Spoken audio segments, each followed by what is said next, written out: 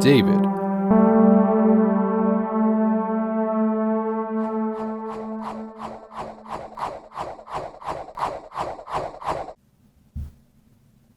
Hey, I'm David, and today I'm talking about the Cosina CX-2. The CX-2 is a pocketable scale-focusing camera with a 35mm prime lens. You might notice that it looks quite similar to the Lomo LCA, which, as I understand it, is inspired at least by this camera.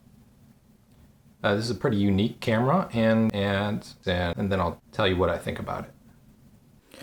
Despite being a very compact camera, the CX-2 has a maximum aperture of f2.8, which is probably about the best you'll get with a camera this size. Usually, cameras in this class would be more in the 3.5 max aperture range. Close focus is 0.9 meters. Not particularly good. The shutter speed range is actually pretty good. You have a slow shutter speed of 2 seconds and a fast shutter speed of 1/500th of a second, which is about as fast as you will find in a compact camera. As a power source, the CX-2 will take LR44 or SR44 batteries. Film speed range is a little limited, although it's nice that it goes with lower speeds like 25. You're limited to a maximum speed of 400. And of course it's not a DX camera, so you will have to manually set the film speed. No motor drive, of course, manual film advance. And one of the selling points of this camera, it has a hot shoe on it. Very unusual for a compact camera, especially a pocketable.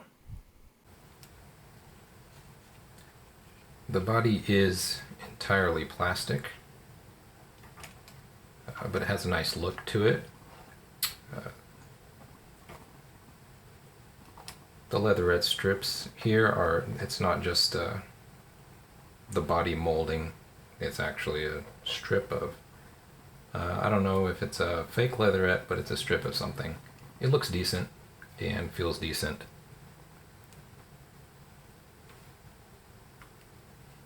See here the lens opening mechanism. It's very nice. When you open the lens, it also switches on the meter course and you're immediately ready to shoot.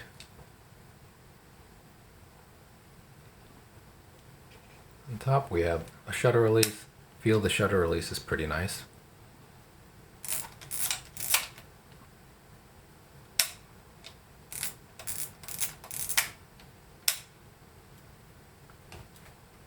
And the film advance is a dial type that you might see on a disposable camera or other pocketable camera.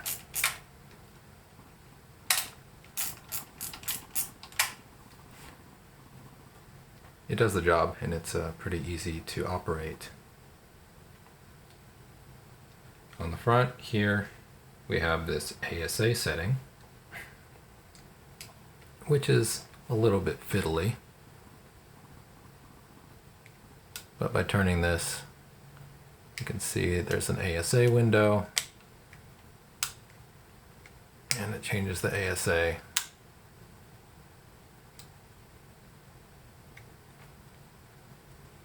It's not that easy to turn, and sometimes it gets turned to a different speed on accident.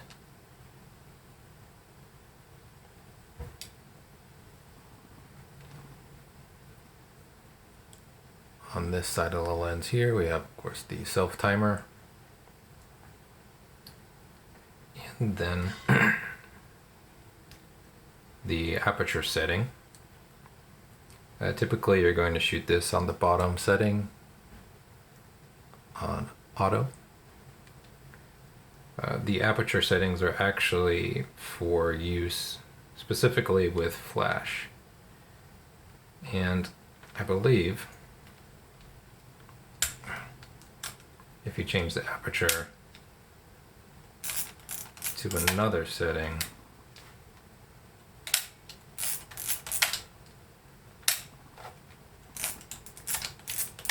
then it locks the shutter speed to 1/45 of a second, I believe. So typically you're going to want to keep it on auto unless you have the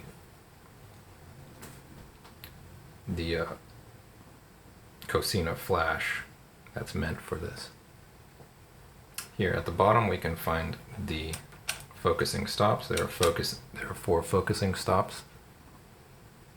There's 0.9 meters, 1.5 meters, 3 meters, and infinity. You can actually set the lens between these stops, although it's not that easy or practical. On top, of course, we have a standard hot shoe. And on the bottom we have what you would expect, a battery door, screw type. The shutter, of course, is an electronic shutter, so you do need a battery to operate this camera.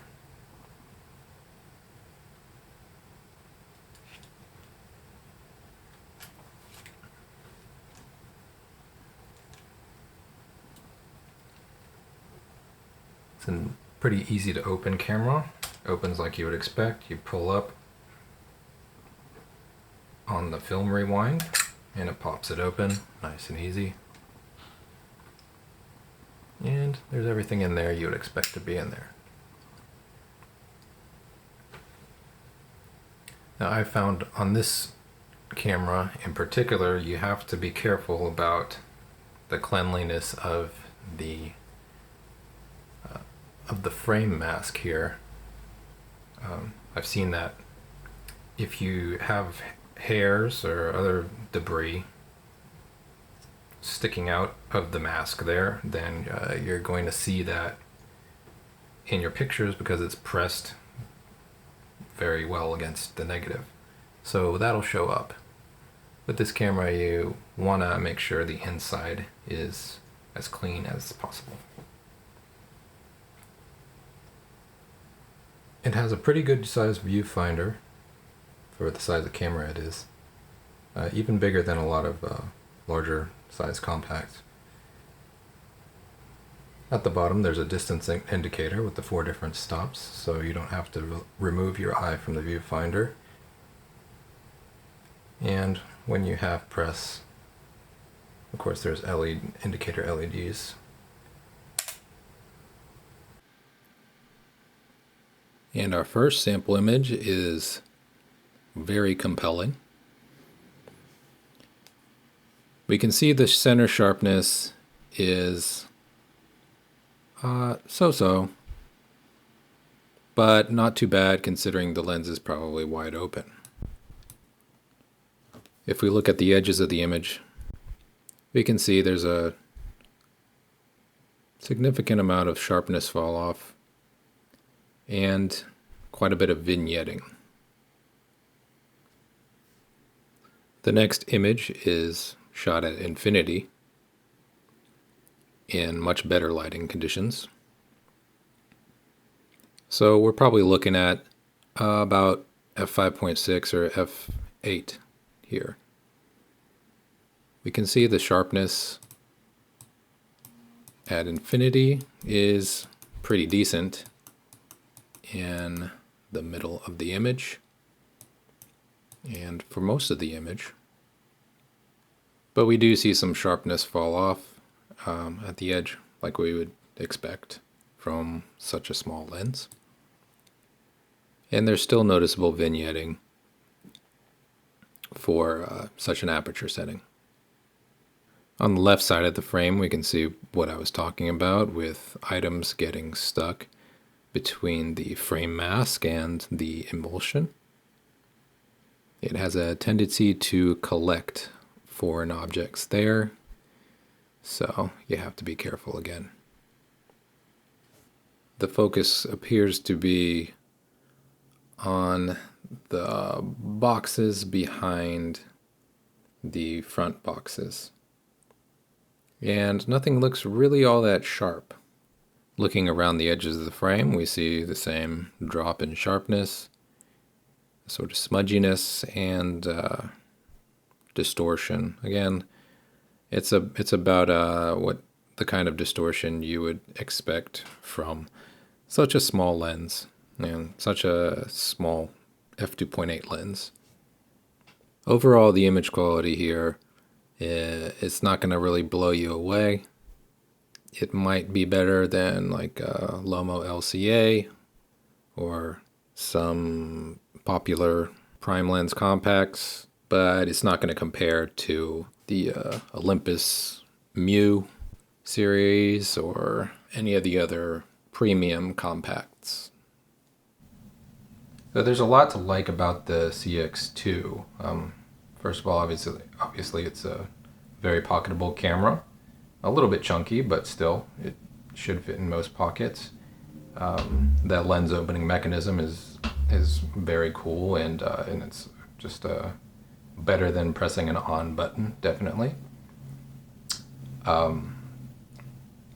It has a hot shoe, which is great, and a very unique feature, which opens up your possibilities quite a bit. And the overall build of it and the feel of it and the ease of use is pretty good. However,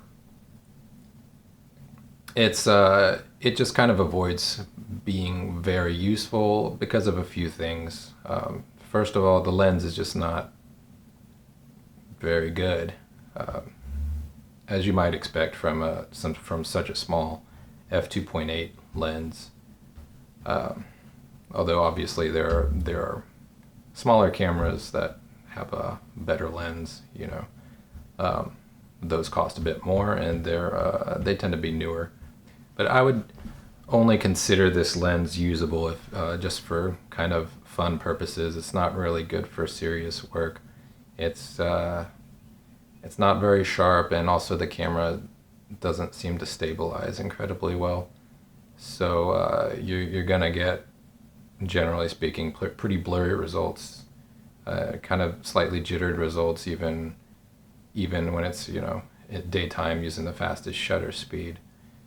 Also, the fact that it's center weighted exposure only, which is fine, but it doesn't have an exposure lock. So there's a great tendency, as I've seen, to underexpose, especially at nighttime.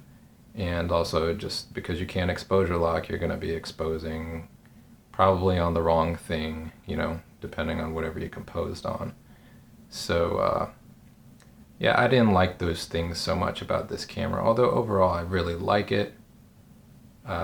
It's not something that I consider like useful or that I would keep in my collection. They're also relatively rare, so they tend to be a little more expensive than your average compact. Probably going to be at least $50 for a bit of a rough one. I think they maybe even go over $100. This camera is part of a series, beginning with the CX-1, as you might guess. As I understand, the CX-2 is quite a similar camera. I hear it has a better lens, but it seems to me that the CX-2 is the one in the series you would get. After the CX-2, you have some others. I think they maybe get a little bit bigger. The lens changes. I believe they go to a slower lens, and also I believe they eliminate one of the focus stops on it. So you have less focusing zones, which is probably not good. So my overall impression is that the cameras after the CX-2 go to being a lower quality series of cameras. So if you're going to get one of the CX cameras, probably the CX-2 is the ideal one. There's also a lot of cool accessories for it. There's a motor drive and underwater housing for it. But yeah, CX-2, kind of a fun camera. I don't really recommend it for serious use, but you might like it. I would pick it up if you saw it out there for 10 bucks or something. It's definitely worth more than that. Well, that's all for today. Don't forget to like and subscribe, and check me out on Instagram too. And I'll see you next time.